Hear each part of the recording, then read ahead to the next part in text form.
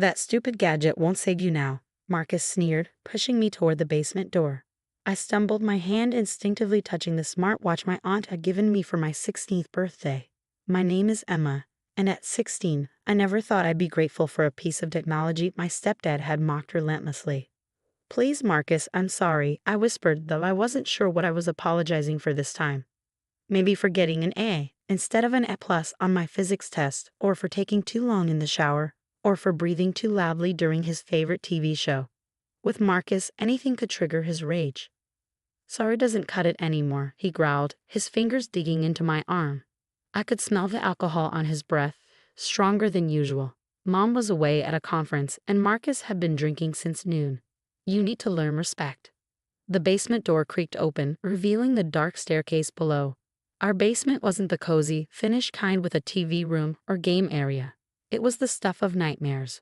Cold concrete, no windows, and a single bare bulb that flickered ominously. Marcus had accidentally broken the bulb last week, leaving the space in complete darkness.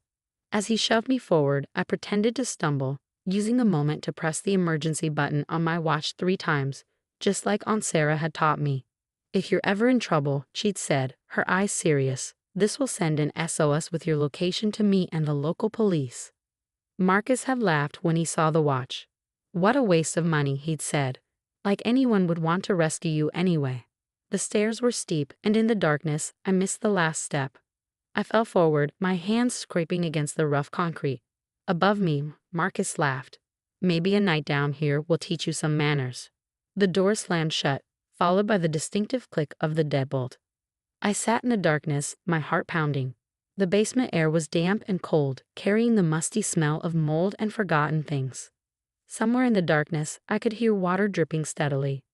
Drip, drip, drip. Like a countdown to something I didn't want to face. My watch vibrated softly. Aunt Sarah's response. Hold on, Emma. Help is coming. Stay strong. I clutched the watch close, its dim display providing the only light in the oppressive darkness. Upstairs, I could hear Marcus moving around, his heavy footsteps creaking across the floorboards. He was probably getting another drink, settling in for another night of making my life hell. He'd married my mom 2 years ago, and since then, our house had become a prison of careful steps and held breaths. Mom didn't see it, or maybe she didn't want to see it. Marcus was charming when she was around, playing the role of the concerned stepfather perfectly. Emma's been so rebellious lately, he'd say, shaking his head sadly. I'm just trying to help her stay on the right path. The right path. I almost laughed at the thought. Marcus's right path was paved with bruises I had to hide and explanations I had to invent. I'm just clumsy, I'd tell my teachers when they noticed my limping. I fell during soccer practice, I'd say when friends asked about the bruises on my arms. The watch vibrated again. Police are 5 minutes out. Stay quiet. I held my breath, straining to hear any movement upstairs. Marcus's footsteps had stopped, replaced by the sound of the TV blaring some sports game. In the darkness, memories of previous punishments flooded back. The time he'd locked me in my room for 2 days because I'd forgotten to take out the trash. The night he'd made me stand in a corner for hours because I'd gotten home 10 minutes late from school. Each incident carefully timed to happen when Mom was away, each bruise strategically placed where it wouldn't show. But this time was different. This time, I wasn't alone with my fear. The watch on my wrist was more than just a timepiece. It was a lifeline, a connection to people who would believe me, who would help me. Suddenly, the TV volume upstairs dropped. I heard Marcus curse, followed by the sound of heavy footsteps approaching the front door. My heart nearly stopped when I heard the authoritative knock. Police, open up. The basement felt colder as I heard Marcus's muffled voice above, probably trying to charm his way out of trouble like he always did, but the watch vibrated one final time. We've got you, Emma. Hold on.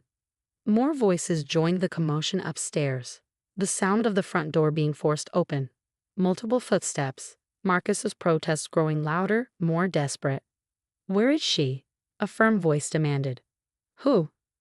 I'm here alone, Marcus replied, his voice carrying that fake confusion he perfected. The basement, another voice said. The signal's coming from the basement. The footsteps grew closer, and I heard the deadbolt being forced open. Light flooded the stairway as the door swung wide, revealing 2 police officers with flashlights. Emma? one called out. "Are you down there?" "Yes," I answered, my voice shaky but clear. "I'm here." The next few hours passed in a blur of lights, questions, and concerned faces.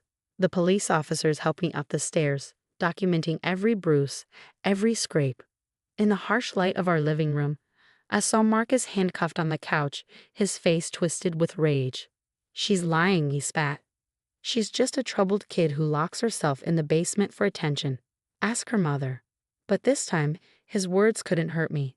One of the officers, a kind-faced woman named Officer Torres, was already scrolling through my watch's history.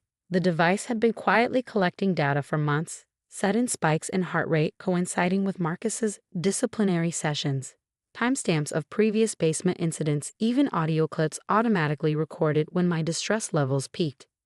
"Smart girl," Officer Torres murmured, looking at me with understanding eyes. "You've been documenting everything, haven't you?" I nodded, thinking of Aunt Sarah's insistence when she gave me the watch. "It's not just for emergencies," she'd said. "It's for truth-telling." The paramedics arrived next, checking me over in the ambulance while Marcus was escorted to a police car. As they treated my scrapes and documented my older injuries, my watch buzzed again. "Aunt Sarah, I'm on my way. You're safe now, sweetheart." "You're so brave." At the hospital, more questions came. Child Services arrived, taking detailed notes as I finally let out 2 years of carefully guarded secrets. The nights locked in various rooms, the accidents that weren't accidents, the carefully constructed lies I'd been forced to tell. "Why didn't you tell anyone sooner?" the social worker asked gently. I thought about Mom, about how happy she'd seemed with Marcus at first, how she'd finally smiled again after years of struggling as a single parent. "I didn't want to ruin everything," I whispered, "and I didn't think anyone would believe me."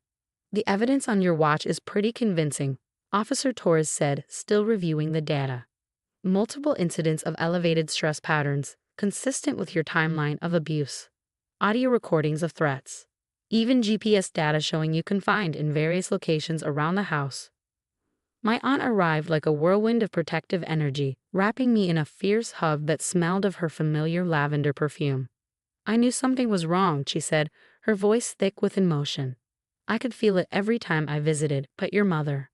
"Where is Mom?" I asked, suddenly realizing she hadn't been mentioned in all the chaos. "They're trying to reach her at the conference," Aunt Sarah explained, her face hardening slightly. "She's not answering her phone." The hospital decided to keep me overnight for observation, though my injuries weren't severe. Aunt Sarah stayed with me, setting up camp in the uncomfortable hospital chair despite my protests. "I'm not leaving you alone again," she said firmly. "I should have pushed harder when I suspected something was wrong.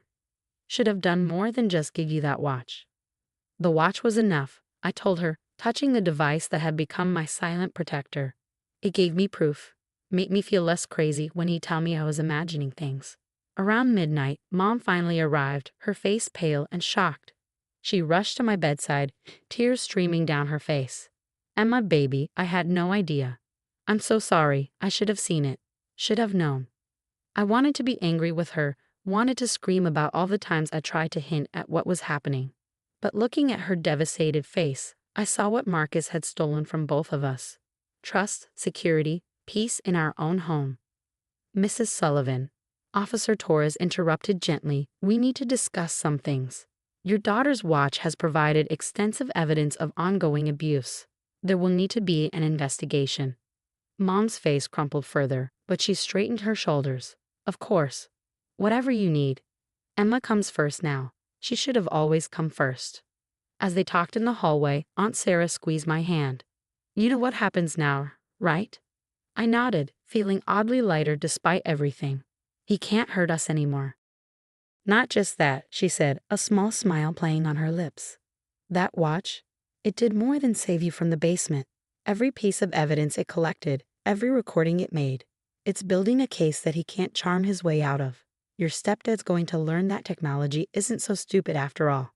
For the first time in 2 years, I felt myself really smile. Marcus had always been so confident in his ability to manipulate situations, to make people see what he wanted them to see. But he'd underestimated both me and the simple device he'd mocked so often. As I drifted off to sleep that night, my watch buzzed one more time. A message from Officer Torres. "Evidence review complete. Arrest warrant formalized." He won't be getting out on bail.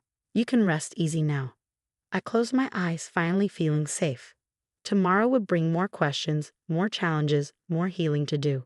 But tonight in this hospital room with my aunt's steady presence beside me, I knew one thing for certain. Sometimes the smallest things, like a watch given with love, can break the biggest chains.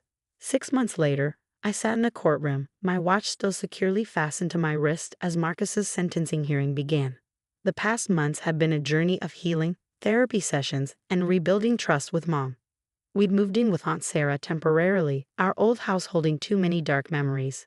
The prosecutor had built an airtight case, largely thanks to the evidence from my watch. What Marcus hadn't known was that the device had been systematically backing up everything to a secure cloud server. Every threat, every incident, every time he thought he was being clever, by hurting me where it wouldn't show. It was all there, time-stamped and documented. Your Honor, the prosecutor addressed the judge. The evidence collected from the victim's smartwatch presents a clear pattern of calculated abuse. The defendant didn't just harm Ms. Sullivan physically. He orchestrated a campaign of psychological torture, carefully timed to coincide with her mother's absences. Marcus sat at the defense table, wearing an ill-fitting suit that couldn't hide how prison had already changed him. Gone was the confident swagger, the charming smile that had fooled so many people. He looked small now, defeated. His lawyer had advised him to plead guilty, hoping for leniency. But the judge had seen the complete evidence package, over 2 years of documented abuse, all neatly cataloged by a device that Marcus had repeatedly mocked as stupid and worthless. Mom sat beside me, holding my hand tightly. She'd been through her own healing process, attending therapy sessions and domestic violence support groups. I should have protected you, she'd say often, but I'd learned to respond with what my therapist had taught me. We both survived him. Now we're both getting stronger. The judge's voice brought me back to the present. Mr. Howard, stand for sentencing. Marcus rose slowly, his handcuffs clinking softly. For a moment, our eyes met, and I saw a flicker of the old rage there. But this time, I didn't flinch. I had nothing to fear from him anymore. This court has reviewed extensive evidence of systematic abuse against a minor, the judge began, her voice stern. What makes this case particularly disturbing is the calculated nature of your actions. You deliberately timed your abuse to avoid detection, used psychological manipulation to maintain control, and showed a complete disregard for the physical and emotional well-being of a child in your care. Aunt Sarah squeezed my shoulder supportively as the judge continued. The evidence provided by the victim's smartwatch has given this court an unprecedented look into the pattern of domestic abuse. This technology, which you repeatedly belittled, has become your undoing.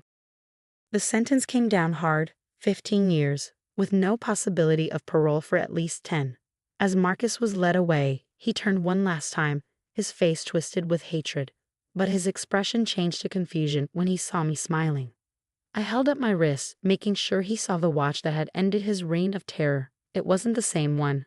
Aunt Sarah had bought me a newer model after the police kept the original as evidence. But it represented the same thing: freedom, safety, and the power of being believed.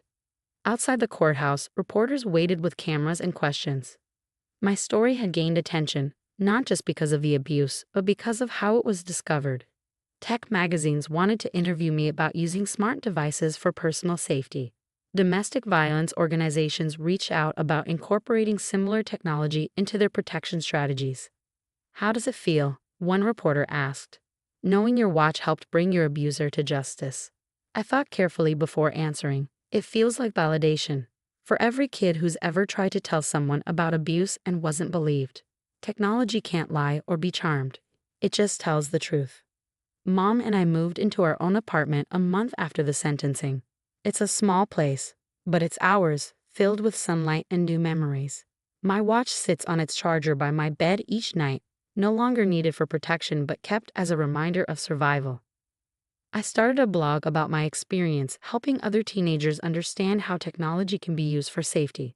Sometimes I get messages from kids in similar situations, and I always tell them the same thing: document everything. Truth has power, and nowadays, we have more ways than ever to prove it. Last week, I received a letter from Officer Torres. She's been using my case as a training example for other officers, teaching them about modern tools for detecting domestic abuse. Your story has already helped save 3 other kids, she wrote. Your courage didn't just save yourself. As I sit here now, wearing my watch and writing this story, I think about how Marcus never understood what real strength looks like. He thought power came from fear and control.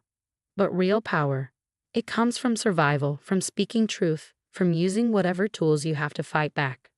My watch shows 3:47 p.m. It's just a normal Tuesday afternoon now. No fear, no hiding, no holding my breath when I hear footsteps. Just the quiet tick of time moving forward, marking each moment of freedom I've earned, 1 second at a time.